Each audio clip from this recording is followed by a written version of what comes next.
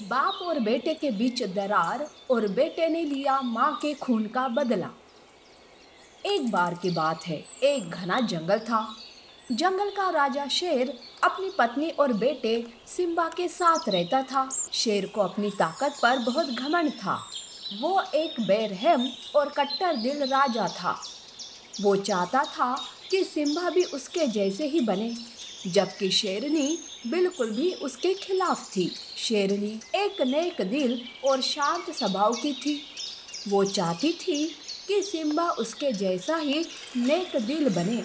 वो सिम्बा को हमेशा अच्छी अच्छी बातें सिखाती थी। इसी बात को लेकर अक्सर शेरनी और शेर के बीच झगड़ा होता था। एक दिन सिम्बा अपने दोस्तों के साथ खेल रहा था कि तभी वहां शेर आता है। सिम्बा को यूं बाकी जानवरों के साथ खेलते देख शेर को बहुत गुस्सा आता है और वो जोर से दहाड़ मारता है। शेर की दहाड़ सुन सारे बच्चे वहां से भाग जाते हैं। तब शेर कहता है, सिम्बा, मैंने तुमसे कितनी बार कहा है कि तुम इन कमजोर जानवरों के साथ मत खेला करो, पर तुम हो कि मेरी बात मानते ही नहीं हो। अगर मैंने फिर से तुम्हें इन लोगों के साथ खेलते हुए देखा तो इसका अंजाम बहुत बुरा होगा। ये कहकर वो फिर से दहाड़ मारता है। शेर की दहाड़ सुन सिम्बा डर के मारे अपनी माँ के पास जाता है। शेर भी उसके पीछे जाता है और कहता है, ये मेरा बेटा होकर उन कमजोर जानवरों के साथ खेल रहा है जो मैं कभी भी बर्दाश्त नहीं कर सकता। समझा दो अपने बेटे को। ये कहकर शेर वहां से चला जाता है। वहीं दूसरी ओर उसी जंगल में बगीरा नाम का एक काला चीता रहता था, जो शेर से बहुत नफरत करता था। वो शेर और सिम्बा के बीच दरार डालने की साजिश रच रहा था। एक दिन शेरनी जंगल में घूम रही थी कि तभी उसकी नजर एक हिरन पर पड़ती है, जो मदद के लिए चिल्ला रही थी। उसके पीछे दो लकड़बग्गे पड़े हुए थे। ये देख शेरनी तुरंत भागते हुए जाकर उन लकड़बग्गों को रोकती है और उनसे लड़ने लगती है। ये देख हिरन डर के मारे वहां से भाग जाती है। शेरनी और लकड़बग्गों के बीच जमकर लड़ाई होती है। शेरनी लड़ते लड़ते काफी घायल हो चुकी थी। अब वो लड़ भी नहीं पा रही थी कि तभी वहां शेर दहाड़ मारते हुए आता है। शेर की दहाड़ सुन लकड़बग्गे वहां से भाग जाते हैं। शेर शेरनी के पास जाता है, पर तब तक देर हो चुकी थी। शेरनी मर चुकी थी। ये देख शेर उदास होता है। इसी दौरान बगीरा जो उधर से गुजर रहा था, वो ये सब देखता है और अपने मन में सोचता है, यही मौका है बाप और बेटे के बीच दरार डालने का। मैं अभी जाकर सिम्बा को यहाँ लाता हूँ। ये सोचकर बगीरा भागते हुए सिम्बा के पास जाता है और कहता है, अरे बेटा सिम्बा, महाराज ने अपने झूठे घमंड के चलते शेरनी को मार डाला है। अब वो तुम्हें भी मार डालेगा। तुम यहाँ से चले जाओ बेटा। ये तुम क्या कह रहे हो? भला पिताजी माँ को क्यों मारेंगे? तुम्हें यकीन नहीं है तो तुम मेरे साथ चलो, मैं तुम्हें बताता हूँ।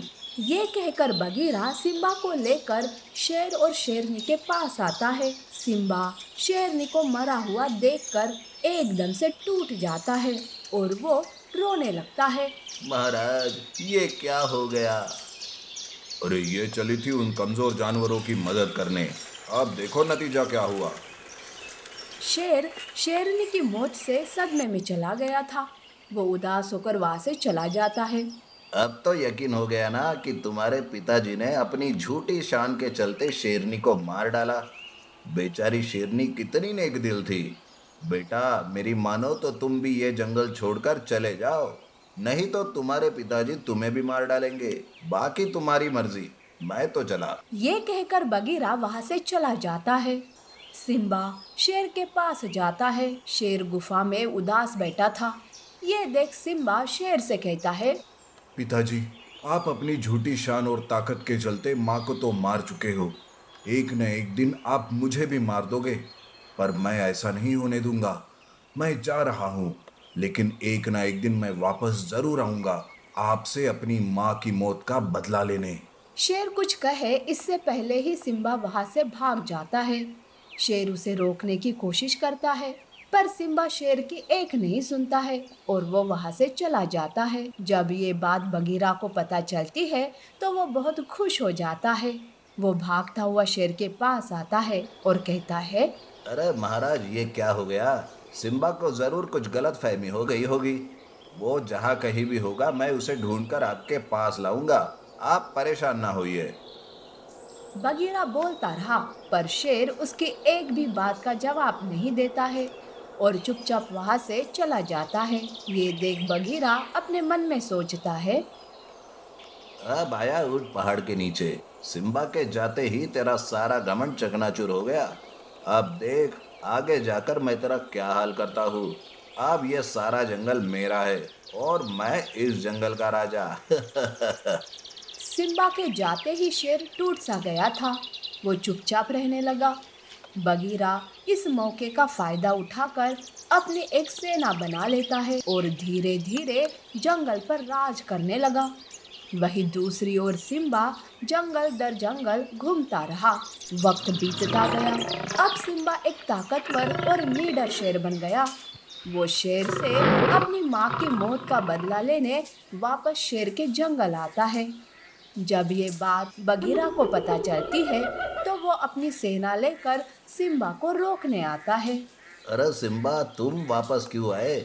इससे पहले कि महाराज की इतनी बड़ी सेना तुम्हें मार डाले, तुम चले जाओ यहाँ से। अरे ये क्या मुझे मारेंगे? मैं अपने पिता से अपनी माँ की मौत का बदला लेने आया हूँ और मैं लेकर ही रहूंगा, चाहे हजारों सिपाही भी मेरे सामने क्यों ना खड़े हो। ये सुनते ही बगीरा के सिपाही सिम्बा पर टूट पड़ते हैं।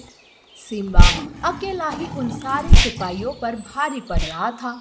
वो एक एक करके सारे सिपाहियों को खत्म कर देता है कि तभी वहाँ शेर आता है। शेर सिम्बा को देखकर कहता है, सिम्बा, तुम आ गए। मुझे पता था एक ना एक दिन तुम मुझसे मिलने जरूर आओगे। अरे बंद करो अपना झूठा प्यार।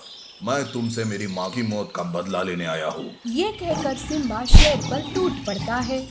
शेर सिम्बा को रोकने की बहुत कोशिश करता है, पर सिम्बा नफरत की आग में जल रहा था। वो शेर पर बार बार हमला कर रहा था। ये देख बगीरा मन ही मन खुश होता है। अब मुझे कुछ भी करने की जरूरत नहीं है। ये दोनों अपने आप एक दूसरे को खत्म कर लेंगे। बेटा, मेरी बात तो सुनो। सिम्बा इतने गुस्से में था कि वो शेर की एक नहीं सुन रहा था कि तभी वहाँ हिरन आती है। ये वही हिरन थी जिसे शेरनी बचाते बचाते मर गई थी। बेटा सिम्बा, रुक जाओ। तुम्हें जरूर कोई गलतफहमी हुई है। तुम्हारी माँ को महाराज ने नहीं मारा था। हिरन सिम्बा को सारी बात बताती है। जब तुम जंगल छोड़कर जा रहे थे तो मैं तुम्हें रोकने के लिए आ ही रही थी, पर इस बगीरा ने मुझे धमकी दी और मुझे वहां से भेज दिया। ये राक्षस तुम दोनों के बीच दरार डालना चाहता था ताकि महाराज का घमंड टूट जाए और तुम दोनों अलग हो जाओ और वो खुद इस जंगल का राजा बन जाए। यह सुनकर बगीरा गुस्से से हिरन पर हमला करने ही वाला था कि सिम्बा उसे रोक लेता है। हाँ हाँ, इस हिरन ने जो कहा वो सच है। अगर आज ये यहाँ नहीं आती तो ये सच्चाई कभी भी बाहर नहीं आती। यह सुनकर सिम्बा गुस्से से बगीरा पर हमला करता है और उसे मार डालता है। बेटा, मुझे माफ कर दो। मेरे झूठे घमंड की वजह से तुम्हें यह सब देखना पड़ा। वैसे हिरन, तुम्हारा बहुत बहुत शुक्रिया। अगर सही वक्त पर तुम यहाँ नहीं आती तो अनर्थ हो जाता। पिताजी, आप भी मुझे माफ कर दो। मैं सुनी सुनाई बातों में आकर आपसे नफरत करने लगा। यूं बाप बेटा एक दूसरे की गलतफहमियों को दूर करके खुशी खुशी जीवन गुजारते हैं।